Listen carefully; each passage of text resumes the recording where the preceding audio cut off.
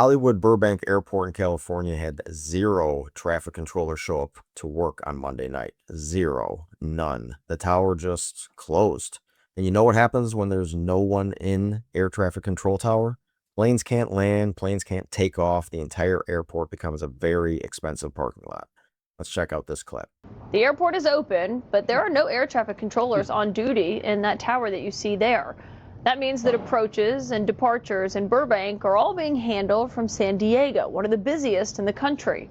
And air traffic controllers are working during the government shutdown, but they don't get paid during this period. And this wasn't just Burbank, Denver, Newark, Nashville, Chicago, O'Hare, Houston, Phoenix. Over a dozen airports had staffing shortages, causing thousands of flight delays. And you want to know why? Because air traffic controllers are working without pay. During this government shutdown, they're considered essential employees, which apparently means essential enough to work, but not essential enough to actually pay. So let me paint you a picture of how insane this is. You're an air traffic controller. Your job is to make sure planes don't crash into each other. You're working 10-hour shifts, 6 days a week, guiding hundreds of flights safely through the sky, managing one of the most stressful jobs in America, and your paycheck says $0.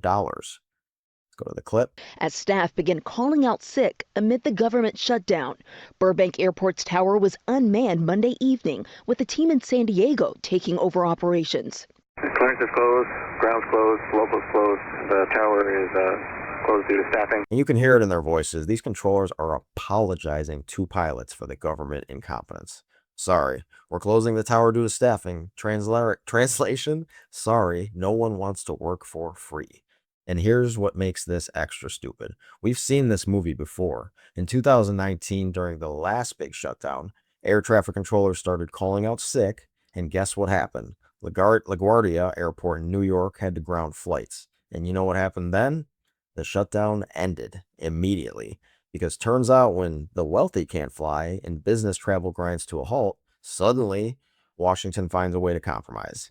There's been a nationwide shortage of air traffic controllers for years. The system was already fragile, and now we're asking these people to work mandatory overtime, 6-day weeks with no paycheck during a government shutdown that they created. California Governor Gavin Newsom slamming President Trump on X, writing, "Thanks at Real Donald Trump, Burbank Airport has zero air traffic controllers from 4:15 to 10 p.m. today because of your government shutdown." Sean Duffy's upset controllers are calling out sick. They're not being paid, Sean. You know what's great motivation to show up to one of the most stressful jobs in America? A paycheck. And here's the darkly hilarious part. These controllers are legally prohibited from striking. After the Reagan administration fired 11,000 air traffic controllers in 1981, it became illegal for them to organize job actions. So they can't strike, they can't quit without losing their pensions, but they can call in sick. And when you're working 6 days a week for $0, suddenly everyone's got a case of the flu.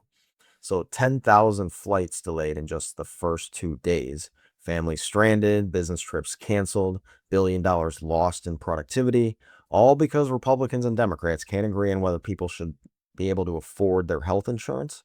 Meanwhile, the people keeping your plane from falling out of the sky are checking their bank accounts and wondering how they're going to pay their mortgage. But sure, let's keep the government closed. I'm sure nothing bad will happen.